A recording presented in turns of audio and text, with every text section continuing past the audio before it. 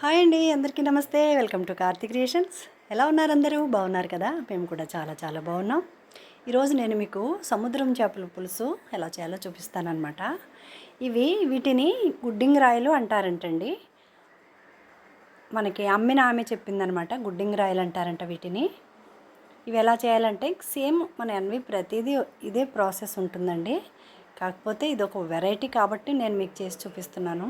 ప్రతిదీ కూడా వెల్లుల్లి, జీలకర్ర, లవంగాలు, ఉల్లిపాయ మిక్సీ పట్టేసుకుని, పచ్చిమిరపకాయ చీరికలు వేసుకొని నూనెలో వేసి బాగా దోరగా వేయించుకున్న తర్వాత ఈ చేప ముక్కలను వేసుకుని మనం మామూలుగా చేపల కూర ఎలా వండుకుంటామో అలాగే ఇది కూడా అన్నమాట.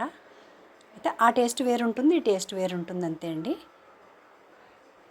ఇప్పుడు ఇది బాగా వేగిన తర్వాత ఇందులో ఆ చేప ముక్కలు వేసేసుకుని కొంచెం ఒకసారి జస్ట్ వెనక్కి ముందుకి తిప్పేసుకుని పులుసు పోసేసుకోవడం. మనం కలుపుకోవడానికి వీలుగా పులుసు ఎలా ఉంటే బాగుంటుందో చూసుకుని దింపేసుకోవడం అనమాట.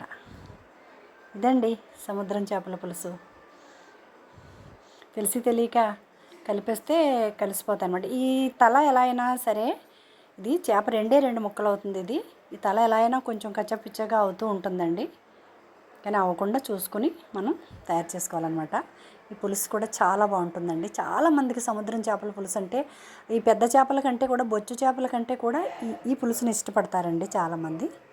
మీరు కూడా తప్పక ట్రై చేయండి. నా వీడియో కనుక మీకు నచ్చితే లైక్ చేయండి, షేర్ చేయండి, కామెంట్ చేయండి అండ్ సబ్స్క్రైబ్ చేయండి.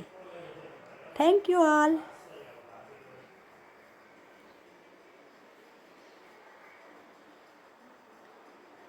మాధురి రాసానందఝరి వెన్నెలలో గోదావరి కన్నులలో Kanyakumari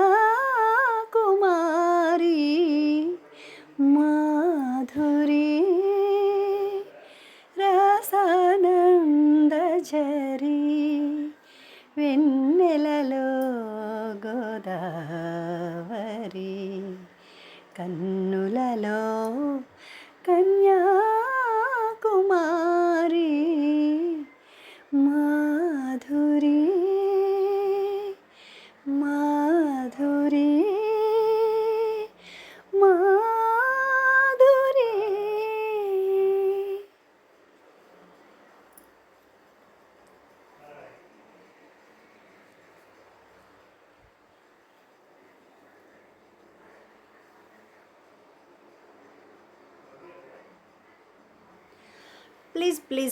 Please like, share, comment and subscribe.